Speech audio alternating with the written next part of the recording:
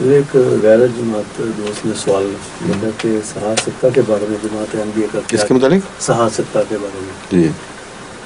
اور یہ کہا جا سکتا ہے کہ صحیح بخاری کی جو حدیث ہیں قطعی طور پر سچی ہیں، صحیح ہیں؟ میرے علم کے مطابق تو کسی حدیث کی کتاب کے متعلق قطعیت سے یہ نہیں کہا جا سکتا کہ تمام حدیثیں لازماً سچی ہیں، اس وجہ سے کہ جس زمانے میں احادیث اکٹھی ہوئی ہیں اس زمانے میں کم از کم 100 سال تو گزر ہی چکے تھے رسول اللہ صلی اللہ علیہ وسلم کے اوپر، اور ایک 100 سال کی باتوں کے حوالے سے آج کی تاریخ میں آپ دیکھ لیجئے حضرت مسیح موعود علیہ الصلوۃ والسلام کے متعلق روایتیں بیان ہوتی ہیں، سوائے اس کے کہ وہاں اس زمانے میں تحریر میں بات آ گئی ہو،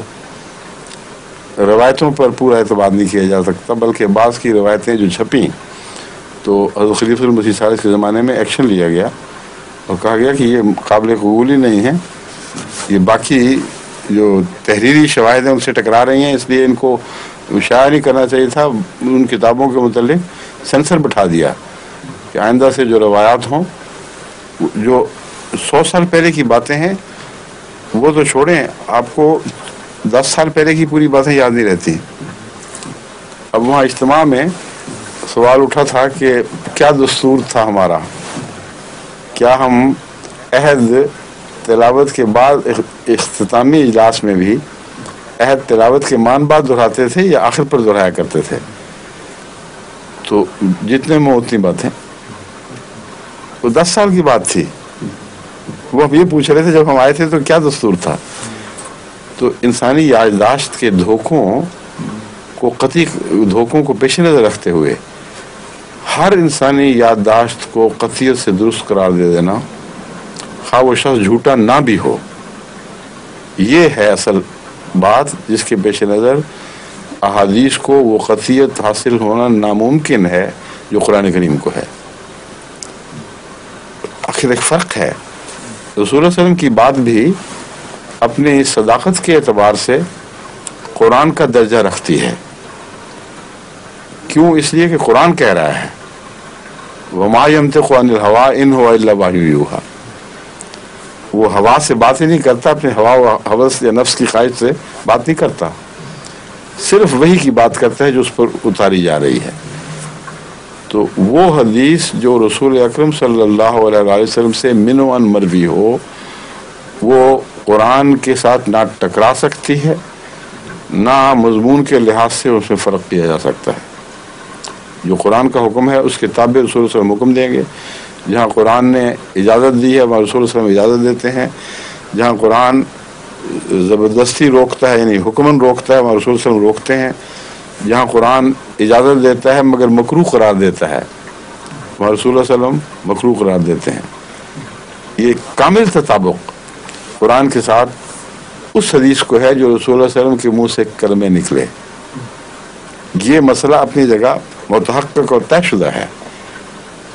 سوال کا تعلق ان احادیث سے ہے جو رسول اللہ صلی اللہ علیہ وسلم کی طرف منسوب کی گئیں اور کم و بیش 100 سال کے بعد بہت تحقیق کے ساتھ اکٹھی کی گئیں۔ اس میں بحث یہ اٹھائی جاتی ہے صرف کہ جہاں تک ہماری تحقیق کا تعلق ہے، یہ راوی معقول لوگ تھے، عام طور پر ان کی یادداشت کے متعلق اعتماد کیا جاتا ہے، ان کے متعلق کوئی جھوٹ ثابت نہیں، اور سارا جو سلسلہ ہے روایتوں کا، ان روایتوں کے سلسلے میں ہر راوی ان صاحب کتاب جو بخاری لکھی یا مسلم لکھی جو بھی نام تھا، اس کو یقین ہے، اس نے تسلی کر لی ہے کہ میرے نزدیک کوئی جھوٹا اس میں شامل نہیں ہوا، کوئی قابل کم اعتماد والا، کوئی جس پر تان و تشنیع کی گئی ہو، اس کے کردار پر شبہ کیا گیا ہو۔ اس گواہی کے اعتبار سے بخاری کی تمام احادیث صحیح ہیں، اور صحیح ایک اصطلاح ہے، صحیح کا مطلب یہ ہے کہ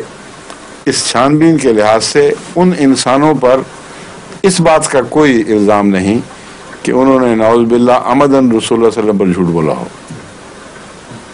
صحیح کا یہ مطلب اگر کوئی لیتا ہے تو غلط ہے کہ ان سب کی یادداشت اتنی قطعی تھی ہر راوی کی کہ کہ وہ انسان بشری تقاضوں سے بالا تھے، اور جس طرح روزمرہ کی زندگی میں ہم باتیں بھولتے ہیں، ان کے متعلق سوال ہی نہیں پیدا ہوتا کہ وہ باتیں بھول گئے ہوں یا غلط سمجھے ہوں اور الفاظ ایسے بیان کر دیے ہوں کہ ان سے استنباط اور ہو جاتا ہے۔ یہ اگر کوئی کہتا ہے صحیح کے معنی تو مجھے یہ قبول نہیں ہے، یہ غلط ہے، انسانی فطرت کے خلاف ہے، ہمارے مشاہدے کے خلاف ہے۔ ورنہ پھر جتنے تضاد نظر آئیں گے آپ کو بخاری میں، وہ رسول اللہ صلی اللہ علیہ وسلم کی طرف منسوب ہو جائیں گے۔ جتنے تضاد صحاح ستہ کی 6 کتابوں میں جہاں جہاں بھی ہوں گے اور آپس میں ہوں گے اور ہیں، وہ سارے نعوذ باللہ رسول اللہ صلی اللہ علیہ وسلم کی طرف منسوب ہو جائیں گے۔ تو صحیح کے پیچھے پڑھ کے اہل حدیث لفظ صحیح کے پیچھے ایسا استنباط کر بیٹھتے ہیں بعض دفعہ کہ جو حضرت صلی اللہ علیہ وسلم کے تقدس اور قرآنی وحی کے مطابق آپ کے معصوم عن الخطا ہونے کی شہادت کے خلاف ہے۔ اس عصمت محمد مصطفیٰ صلی اللہ علیہ وسلم کی حفاظت کے لیے، اس کی خاطر ہمیں بعض حدیثیں یہ سمجھ کر رد کرنی پڑتی ہیں کہ یہ رسول اللہ علیہ وسلم کا کلام نہیں ہو سکتا کیونکہ اس میں تضاد ہے، اور لازماً کسی راوی نے غلطی کی ہوگی، باوجود اس کے کہ اصول حدیث کے مطابق اس حدیث کو صحیح قرار دیا جا سکتا ہے، بس صحیح روایتاً ہے نہ کہ درایتاً۔ حدیث کے 2 پہلو ہوتے ہیں، ایک درایت، ایک روایت۔ ان علماء نے اکثر روایت کی بحث اٹھائی ہے کہ روایت کے اعتبار سے ہمیں کوئی وجہ معلوم نہیں ہوئی کہ اس راوی کو کیوں رد کریں، انہوں نے انصاف سے کام لیا، لیکن مضمون کے اعتبار سے اگر رد کیا جائے تو اس کو درایت کہتے ہیں۔ تو روایت میں صحت اور درایت میں نقص کا امکان، یہ ہے جو حقیقت ہے مسئلے کی، باقی سب